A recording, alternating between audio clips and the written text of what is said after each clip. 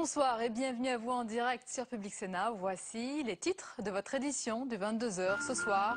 À quelques 100 jours de la présidentielle, le ton est donné. Allons à l'assaut de cette année 2012, a lancé François Fillon lors de ses vœux à la presse. Les dernières semaines du quinquennat seront donc chargées en réformes. TVA sociale, mais aussi taxes sur les transactions financières défendues par Nicolas Sarkozy à Berlin aujourd'hui. Alors cette politique du mouvement jusqu'au bout sera-t-elle payante? Et comment François Hollande, chargé sévèrement par le Premier ministre ce matin, réplique-t-il? Analyse et débat ce soir. Le dossier Cifrance est loin d'être clos. Après le jugement de liquidation, le gouvernement promet une solution crédible et veut faire de ce cas un exemple de volontarisme politique. Mais les salariés, lassés de ces multiples rebondissements, se sentent écœurés. Et d'ailleurs, que penseront-ils ce soir de cette nouvelle proposition de l'armateur Louis Dreyfus qui se dit prêt à embaucher 300 marins sur ses bateaux? C'est la fin du suspense qui approche après des semaines de rumeurs et de spéculations tous azimuts. L'opérateur Free dévoilera demain matin en conférence de presse son offre de téléphonie mobile et les forfaits sont très attendus puisque le patron Xavier Niel a promis de diviser par deux la facture des Français à suivre donc demain. Nous serons au rendez-vous. Merci d'être en notre compagnie ce soir et merci surtout d'être de plus en plus nombreux à nous suivre à 22h. Et on commence ce journal par cette information de la soirée à Clermont-Ferrand. L'homme dans le coma, depuis son interpellation mouvementée la nuit de la Saint-Sylvestre, est mort dans l'après-midi. Plusieurs centaines de membres des forces de l'ordre sont déployés ce soir de crainte de nouvelles violences dans son quartier de la Gautière où la tension reste palpable encore ce soir après de nombreux actes de vandalisme. Plus d'éléments sur ce sujet dans le tour de l'info tout à l'heure. Et puis dans l'actualité aussi, cette urgence, ou plutôt ce qui est devenu une urgence aux yeux du chef de l'État, la taxe sur les transactions financières. En déplacement à Berlin, Nicolas Sarkozy a rappelé sa détermination à la mettre en place malgré l'embarras de ses partenaires en Europe. Le projet devrait en principe être adopté par le Parlement en février pour entrer en vigueur déjà dans l'année à venir. Nathalie Guivoire. Coup de bluff ou non, la France persiste à faire cavalier seul dans l'application de la taxe Tobin, la taxe sur les transactions financières. Nicolas Sarkozy est déterminé à l'appliquer rapidement, c'est-à-dire avant même son adoption par les instances européennes, mais surtout avant l'échéance présidentielle. Les premiers visés, les responsables financiers. Si nous en sommes où nous en sommes, c'est parce qu'il y a eu des dérèglements scandaleux et inadmissibles de la finance et qu'il est tout à fait normal que ceux qui ont contribué à nous mettre dans la situation où nous sommes depuis 3 ans, le nous étant le monde entier, participent au redressement de la situation. Aucune précision cependant sur le montant et les conditions d'application de la taxe, mais l'hypothèse aujourd'hui est celle d'une taxe moins ambitieuse. Une taxe qui ne concernerait ni les obligations ni les produits financiers dérivés. En revanche, elle concernerait les actions, une sorte d'impôt de bourse. De son côté, la chancelière allemande Angela Merkel campe sur ses positions et souhaite attendre. Du côté allemand, le but est d'avoir une déclaration d'intention des ministres des Finances d'ici début mars au plus tard sur cette taxe sur les transactions financières. Personnellement, je peux très bien imaginer une telle taxe au niveau de la zone euro. Accord de principe donc sur la taxe, mais pas sur la forme. Selon la chancelière, la taxe Tobin ne peut se faire seule. Son efficacité risquerait d'être entachée. Même son de cloche dans le camp de la gauche. Si Eva Joly ou Ségolène Royal se déclarent favorables, l'idée d'y aller seule pour le moment laisse perplexe. Et puis c'est une tradition. Chaque année, le Premier ministre adresse ses vœux à la presse. François Fillon l'a fait ce matin et pour ses derniers vœux du quinquennat, la tonalité était toute électorale. Le Premier ministre a sonné la charge contre François Hollande, accusé de se livrer, je cite, à une diabolisation infantile de la situation de la France et à un catastrophisme rustique. Bref, le Premier ministre se lance lui aussi dans le combat de 2012. Les détails avec Fabrice Cunet. Eh bien, allons à l'assaut de cette année 2012. Et la cible des attaques s'appelle François Hollande. Rarement des vœux à la presse auront été aussi offensifs. Face aux critiques du candidat socialiste, François Fillon n'a pas ménagé ses mots. À écouter M. Hollande, tout n'est qu'échec, iniquité, désolation. Bref, notre pays est dans le gouffre. Je combats cette maladie. La charge du soldat Fillon vise particulièrement le programme du candidat socialiste, ou plutôt l'absence d'un programme clair. J'attends donc qu'il explique précisément comment il entend réduire les déficits, parce que pour l'instant, c'est le flou absolu. On nous parle du paquet fiscal, de la suppression de la réforme de l'ISF, des niches fiscales. Inutile de vous dire que le compte n'y est pas, et de loin. Pour le Premier ministre, le bilan de Nicolas Sarkozy et de son gouvernement est plus que respectable dans un contexte jugé compliqué. François Fillon a défendu ses résultats, il a aussi défendu l'image de ce quinquennat. Je n'accepte pas ce procès injurieux sur le prétendu gouvernement des riches. Que diraient d'ailleurs les socialistes si nous laissions entendre qu'ils sont à la solde ou sous la coupe d'une partie de nos concitoyens? Ça, c'est le degré zéro de la politique. Et pour le Premier ministre, François Hollande se livre tout simplement à une diabolisation infantile. Le président sortant n'est pas encore officiellement en campagne, mais François Fillon est déjà son premier porte-parole. Dans l'actualité, les salariés de Cifrance qui sont passés par tous les stades et par tous les états. L'angoisse, l'espoir et aujourd'hui l'écœurement. Mais avant que la colère ne prenne le dessus, le gouvernement entend bien trouver une solution crédible à ce feuilleton. Et après le rebondissement Eurotunnel, une autre proposition arrive ce soir sur la table avec lui, Dreyfus Armateur, qui propose de reprendre 300 marins sur ses propres bateaux. Alexandra Colino.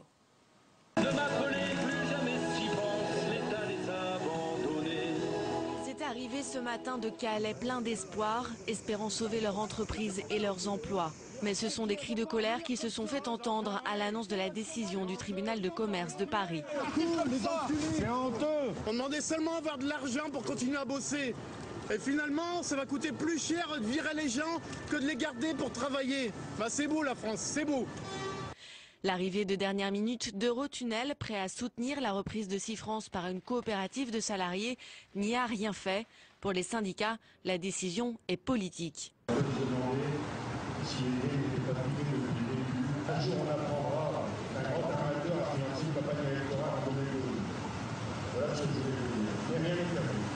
Pas perdu car il reste encore quelques scénarios possibles. La création d'une coopérative des salariés, une SCOP, financée par leurs indemnités de licenciement et adossée à Eurotunnel est encore possible, même si c'est très compliqué. Rendez-vous est pris demain entre les deux partenaires. Il y a un espoir que tout ne soit pas mort. Seconde solution, la reprise par l'armateur Louis Dreyfus en association avec la société danoise DFDS. Cette solution est complètement rejetée par les salariés qui se méfient des méthodes low cost de cette société étrangère. À défaut d'un accord, les 880 emplois de Cifrance seront définitivement supprimés. Nicolas Sarkozy a promis de trouver une solution crédible pour tous les salariés. Le gouvernement recevra demain les représentants du personnel pour leur faire des propositions. Le Premier ministre l'a affirmé ce matin lors de ses vœux, mais personne n'en doutait vraiment. Les quelques 100 jours qui nous séparent de la présidentielle seront des jours et des semaines de combat politique, bien sûr, avec un exécutif bien décidé à mener des réformes jusqu'au bout et des candidats, notamment le favori François Hollande, bien décidé à ne pas se laisser emporter par ce tempo. Alors, à qui profite cette stratégie du mouvement jusqu'au bout? On en parle avec nos invités ce soir, notre chroniqueur et éditorialiste aux Échos, Guillaume Tabar, bonsoir. Bonsoir. Le directeur du département opinion de l'IFOP, Jérôme Fourquet, bonsoir, bienvenue à vous. Et Merci. notre chroniqueur, Jean-Louis Gombault. Bonsoir Jean-Louis. Alors, il y a une offensive à outrance, on va dire, de Nicolas Sarkozy sur différents sujets que l'on va aborder en détail ensemble ce soir. Mais est-ce que cette stratégie de réforme chaque semaine est en train de porter ses fruits dans vos enquêtes, Jérôme? Alors, il est peut-être un peu tôt encore pour se prononcer. La dernière enquête qui a été publiée hier, le terrain avait été fait la semaine dernière, montrait effectivement un resserrement des écarts. Mais l'accélération du tempo est très, très neuf et tout frais. On peut penser que Nicolas Sarkozy en fait n'a pas vraiment le choix. C'est la seule stratégie qui lui reste. Il sait qu'il demeure très très impopulaire et donc s'il veut parvenir à renverser la donne et faire bouger les lignes, il faut montrer des résultats. Alors peut-être sur Cifrance ou en tout cas annoncer des réformes tout à fait symboliques, quitte à empiéter sur le terrain de l'adversaire, donc notamment la mise en place d'une taxe Tobin sur les transactions financières pour essayer de pousser François Hollande dans ses retranchements. Donc les prochaines enquêtes nous diront si cette stratégie effectivement à porter ses fruits, avec quand même un risque important. La taxe Tobin risque d'être assez populaire, sauf autour de la corbeille. Je pense qu'il va en être un petit peu différemment concernant la TVA sociale, qui, elle, risque d'être beaucoup plus difficile à faire passer dans l'opinion publique. On va voir en détail tout ça. Mais d'abord, selon l'IFOP, toujours, Guillaume, il y a 3 mois, l'écart au premier tour entre François Hollande et Nicolas Sarkozy était de 10 points. Il y a 2 mois, il était de 6,5. Il y a 1 mois, il était de 3,5. Maintenant, il y a 2 points. Comment vous expliquez ce resserrement? Il y a un phénomène tout à fait naturel qui est que François Hollande partait d'un point de départ, d'ailleurs lui ou les autres candidats socialistes d'ailleurs avant le moment de la primaire, tout à fait inhabituel et qui ne pouvait pas être tenable durablement. François Hollande était à plus de 35% dans les sondages, je crois qu'il y en a même un qui l'avait mis à 39% une fois. Ce n'était pas l'IFOP, ça n'était pas l'IFOP, mais une fois monté jusque-là, c'est un taux irréel. Donc mécaniquement, François Hollande ne pouvait que revenir à un étiage. Il a atterri. Il atterrit, en même temps, il reste quand même un niveau qui est un niveau élevé pour un candidat socialiste. Ségolène Royal avait fait un peu plus de 25% à la présidentielle de 2007, c'était déjà un beau score. 28% tel qu'il tient aujourd'hui dans les sondages, c'est aussi un beau score. Maintenant, toute la question sera celle, et on voit bien que c'est avec le sondage de dimanche de l'IFOP qui est engagé, c'est la bataille de la première place. Et symboliquement, le candidat qui arrivera en tête aura un avantage, même si ensuite il faut bien sûr compter le poids respectif de chaque camp, de la droite et de la gauche. Entrons dans le détail, Jean-Louis, sur les dossiers concrets. D'abord, cette taxe sur les transactions financières, dite taxe Tobin, dont François Hollande dit ce soir, il était invité du Grand Journal de Canal+, qu'il est d'accord, mais il attend de voir les modalités. Est-ce que son bénéfice politique risque ou va être supérieur à son bénéfice économique? Alors, le bénéfice économique, on ne l'a pas encore véritablement mesuré. Je dirais qu'il y a un problème. Sur la TVA sociale comme sur la taxe Tobin, si c'était simple à faire, il l'aurait déjà fait. Donc, c'est une affaire compliquée sur le plan technique qui fait qu'il risque, parce qu'on comprend bien l'importance, la nécessité pour M. Sarkozy d'avancer sur l'action, le changement, la réforme. Il a besoin de se montrer président jusqu'au bout. Mais si les Français ne sont pas perdus. Sur la taxe Tobin, par exemple, c'est vrai que c'est une taxe qui est plutôt populaire. Au bout du compte, si ça revient, même si M. Sarkozy aujourd'hui à Berlin a dit que ce ne serait pas le cas, à une taxe à minima, mettons simplement un retour de ce qu'on appelait l'impôt de bourse, qui rapporterait en gros 250 millions d'euros, alors qu'une taxe Tobin appliquée plein pot rapporterait 15 milliards d'euros. Les gens vont dire tout ça pour ça, vraiment, tout ça. Donc il contribue un peu à perdre un peu les gens. Donc c'est bien d'avancer, mais il faut que les gens avancent derrière. Quant à M. Hollande, je crois que son problème, c'est pas de savoir si sa stratégie est la bonne, c'est de savoir quelle est véritablement sa stratégie. On a du mal à la connaître. Juste une parenthèse, Jean-Louis, est-ce que vous savez où il y aura l'argent de cette taxe Tobin? Alors, si c'est une taxe à minima, M. Sarkozy a dit à Berlin que ça ne serait pas le cas, encore une fois. Ça serait simplement de prendre un impôt, alors il faut en donner le taux, 0,5%, sur les actions ou les achats à la bourse de Paris. Mais où aura cet argent? C'est pour quand vous faites réduire le déficit? Non, mais... Ah non, mais ça encore, justement, c'est un problème. C'est que justement, au début, la taxe Tobin était faite pour aider les pays en voie de développement. Puis la Commission de Bruxelles a dit c'est une bonne idée, ça pourra aider le budget communautaire. Et maintenant, on soupçonne les pays qui veulent la mettre en œuvre pour aider leur propre budget. Donc on n'a pas l'assiette, on n'a pas le taux et on n'a pas l'utilisation de cette taxe. Bon, beaucoup reste à définir. Donc couper peut-être l'herbe sous le pied de la gauche, Jérôme Fourquet, mais aussi est-ce que ça peut être déstabilisant pour qu'il y ait un brouillage des repères de l'électorat traditionnel de Nicolas Sarkozy? Alors sur cette question de la taxe Tobin, l'électorat de droite est plutôt derrière Nicolas Sarkozy. C'est pas contre le fait qu'on mette à l'amende les grands groupes bancaires. Là où c'est plus compliqué, c'est sur la question de la TVA sociale. On le voit, Nicolas Sarkozy, dans les enquêtes, est soutenu par l'électorat UMP, mais une grande partie de l'électorat populaire qui avait fait son succès en 2007 est vent debout contre cette taxe qui est d'abord perçue comme une diminution, une amputation de leur pouvoir d'achat. Donc ce sera très difficile à faire passer pour Nicolas Sarkozy. Oui, mais en même temps, je pense qu'il ne faut pas non plus isoler les mesures et les faits de campagne de Nicolas Sarkozy du reste de la campagne et de ce qu'ont fait les autres candidats. Or, désormais aussi, François Hollande entre dans le moment où il doit sortir de l'ambiguïté et donc préciser un certain nombre d'éléments de son programme. Et là aussi, ça a un coût. Je prends un exemple qui est tout chaud, qui est celui de la réforme fiscale. Tant qu'il s'agissait de dire, eh bien, il faut faire une réforme fiscale parce que la fiscalité est injuste, tout le monde dit, bah oui, c'est vrai, il faut faire une réforme fiscale. Lorsqu'on parlait de fusion de l'impôt sur le revenu et de la CSG, personne n'a non plus, enfin, à part les experts qui connaissent bien les choses, bon, on ne voit pas le côté difficile. Quand on sait maintenant concrètement que ça veut dire une remise en cause du quotient familial, et bien cette fois-ci, les familles, et il n'y a pas que des familles très fortunées en France, vont faire leur compte et vont se rendre compte qu'une éventuelle réforme de la fiscalité aura un coût direct pour eux. Donc vous voyez, Nicolas Sarkozy avance une mesure qui peut être difficile à faire passer auprès de son électorat, mais dans le même temps, la gauche, elle aussi, devra justifier une réforme qui, elle aussi, aura un prix pour les classes moyennes. On n'avance pas sans risque, oui, Jérôme. Donc vous parliez de l'écart entre Nicolas Sarkozy et François Hollande. Il y a un autre fait important depuis quelques semaines maintenant, c'est la montée en puissance de François Bayrou. Alors, il n'est pas à des niveaux extraordinaires encore, hein, c'est 12% dans notre enquête, mais un des principaux carburants de cette montée en puissance, c'est le fait qu'une part non négligeable de l'électorat ne se retrouve ni dans le positionnement de François Hollande, ni dans le bilan de Nicolas Sarkozy, et voire de ses promesses. Et donc là, il y a de nouveau un entre-deux qui est... Avant de parler de l'autre dossier Cifrance, je voulais justement vous poser une question sur cette montée de François Bayrou. Est-ce que selon vous, c'est une mode au sens où c'est une parenthèse, comme l'a été par exemple la montée des Verts, des écologistes à un moment, ou est-ce que c'est durable et c'est un socle solide pour lui? Alors, il y a plusieurs scénarios possibles et effectivement, nous, on aurait plutôt tendance à penser que c'est quand même assez solide. François Bayrou a déjà démontré sa capacité en campagne en 2007, il a fini à 18,5. Là, il n'est pas en retard sur son scénario, il avait dit un score à 2 chiffres à la rentrée, il est un peu au-dessus. Il a su positionner au cœur du débat une de ses thématiques, le produire en France, le Made in France. Il correspond aussi à... une synthèse républicaine. Hein, on se souvient qu'en 2007, il est arrivé 2e chez les agriculteurs et 2e chez les enseignants. Hein, et donc là, ça continue à fonctionner plutôt bien avec les insuffisances respectives de Hollande et de Sarkozy. Maintenant, toute la question est de savoir s'il y aura suffisamment de dynamique autour de lui.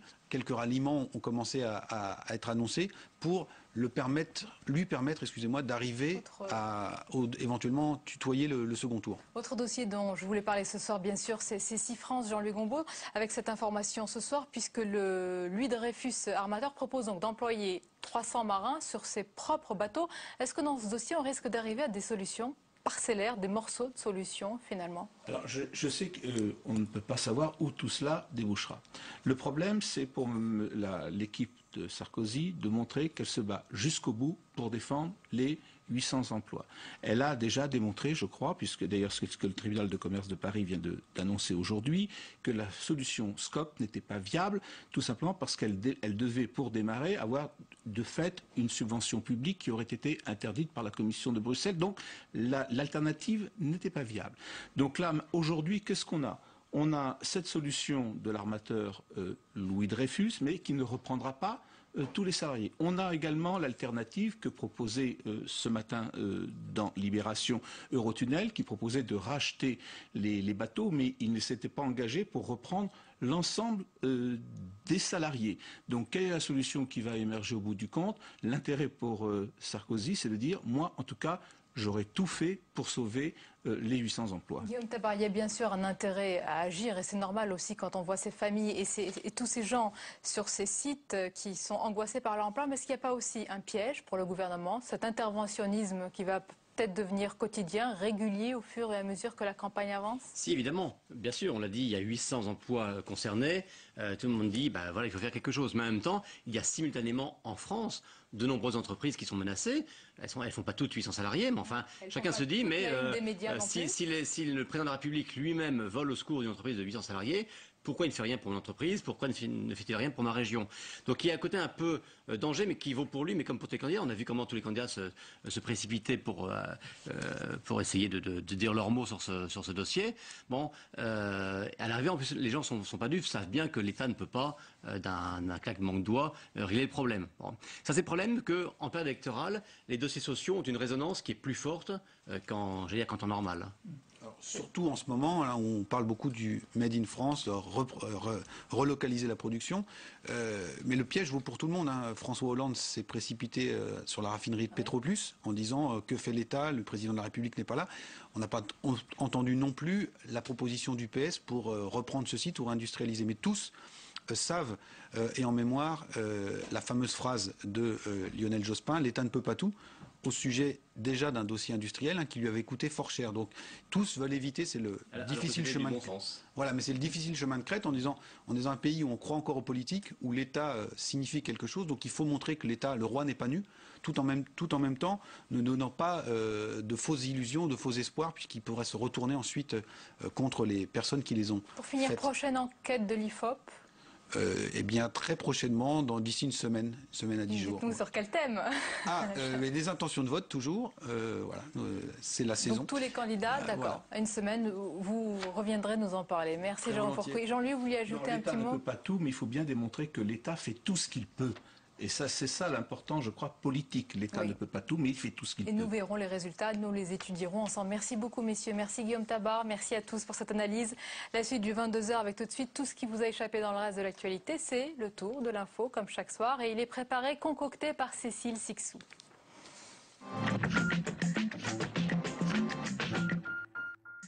420 policiers et gendarmes déployés ce soir à Clermont-Ferrand. La ville est en alerte après la mort de l'homme interpellé de manière mouvementée la nuit de la Saint-Sylvestre et qui était dans le coma depuis. Ce soir, Claude Guéant affirme que sa difficile interpellation n'est pas le fait des policiers. Une information judiciaire a été ouverte. Il a répondu pendant 1h30 aux juges Van Ruymbeck et Roger Leloir. Dominique de Villepin, déjà interrogé en 2010, a été entendu pour la deuxième fois dans le cadre de l'affaire Karachi ce matin, suite à de nouvelles révélations. L'enquête porte sur des détournements de commissions, des fonds illicites qui auraient permis de financer la campagne présidentielle d'Édouard Balladur en 1995 et qui auraient perduré après cette date. Le suspense a été maintenu jusqu'au bout. Finalement, c'est demain que Free lance son offre mobile. Rien n'a fuité des offres proposées par le désormais 4e opérateur français. Mais selon les rumeurs, les prix défient la concurrence. Début des inscriptions demain à 9h30. Il rejoint Platini, Van Basten et Cruyff dans leur club très fermé. L'Argentin Lionel Messi remporte pour la 3e fois consécutive le Ballon d'Or.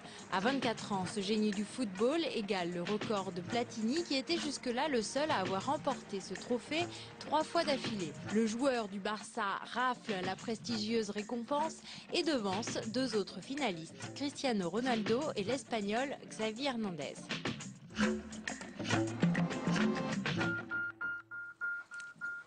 Invitée politique du 22h, elle est candidate à l'élection présidentielle et présidente de CAP 21. Corinne Lepage, bonsoir. Bonsoir. Bienvenue à vous. Parlons d'abord de cette taxe Tobin. Dans l'actualité, la France n'attendra pas Nicolas Sarkozy et les autres pays européens qui traînent des pieds pour différentes raisons pour l'appliquer. La France va donc montrer l'exemple. Est-ce que vous êtes fière ?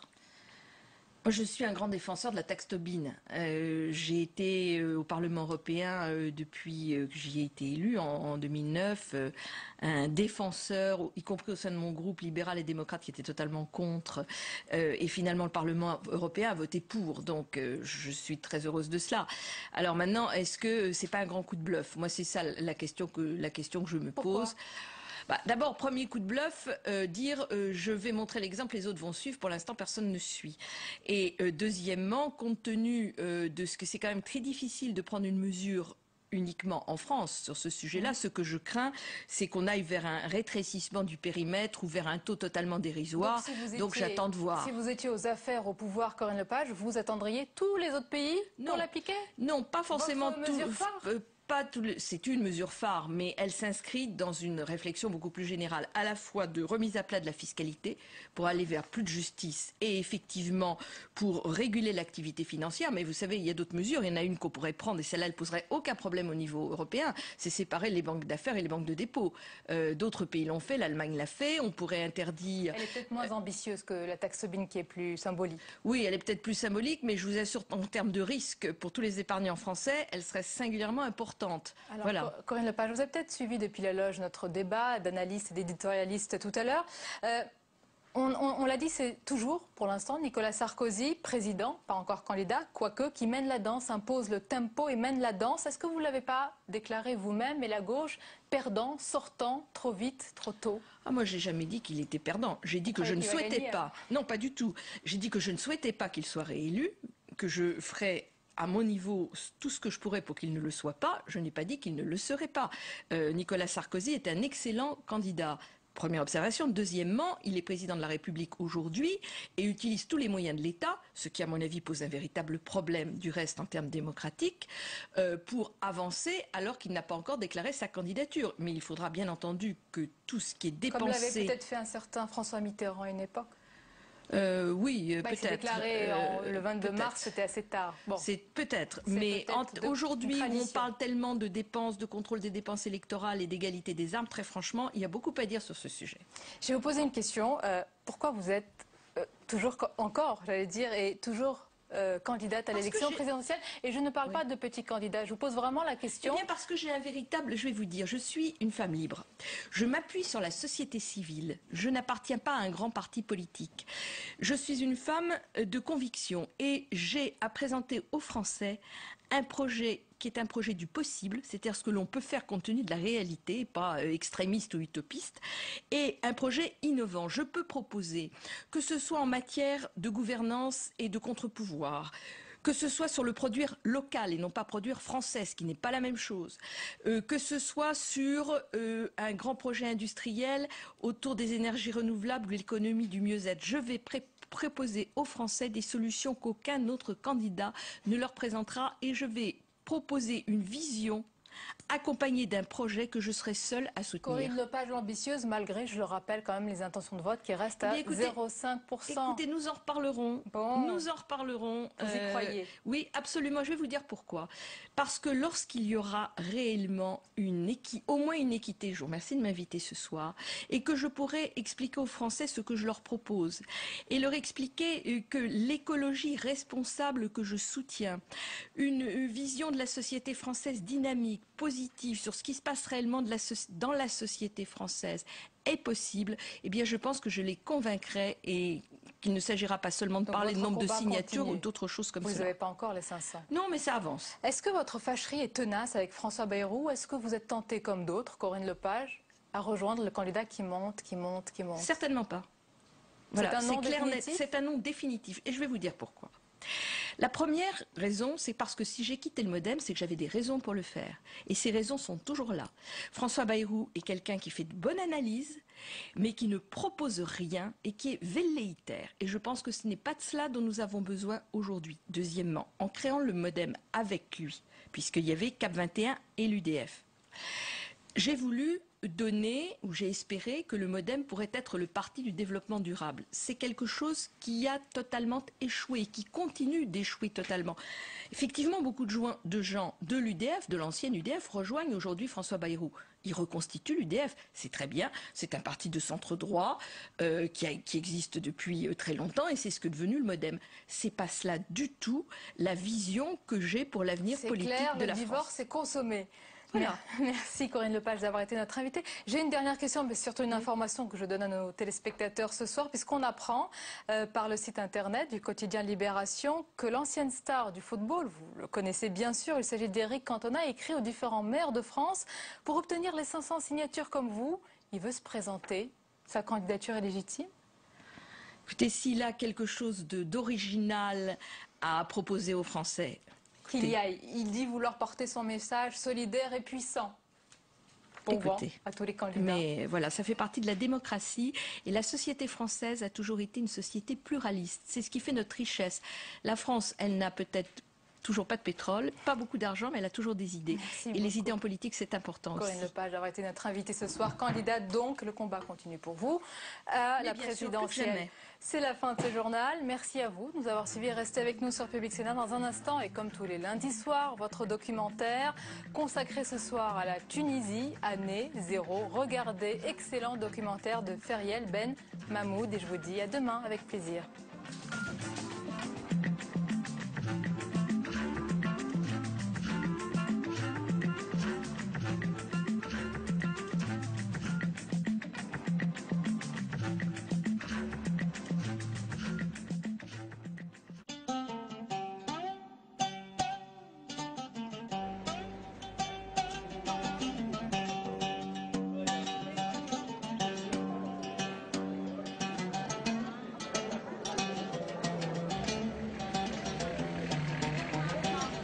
C'est un jour historique.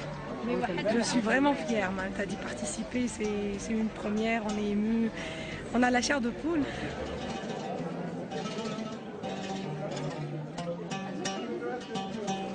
Je reviens dans l'école primaire où je suis rentré il y a plus d'une cinquantaine d'années.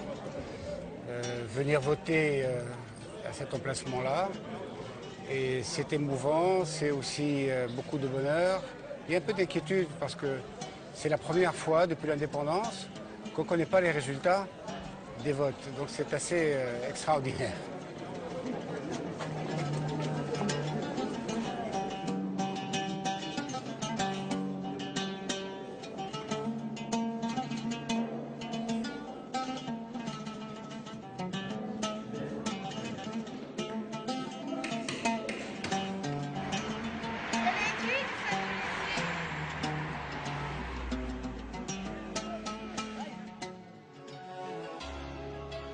Des mots tracés sur les murs, brandis à bout de bras. Liberté, fierté, démocratie. Des mots portés par une foule prête à tout renverser sur son passage. On est libre! On est libre! On est libre! La voix du peuple, de mémoire de Tunisiens, on ne l'avait plus entendue depuis l'indépendance du pays en 1956. Et depuis, plus un mot. Le silence. أنا فهمت. نعم أنا فهمت الجميع، البطال والمحتاج والسياسي واللي طالب مزيد من الحريات. فهمت.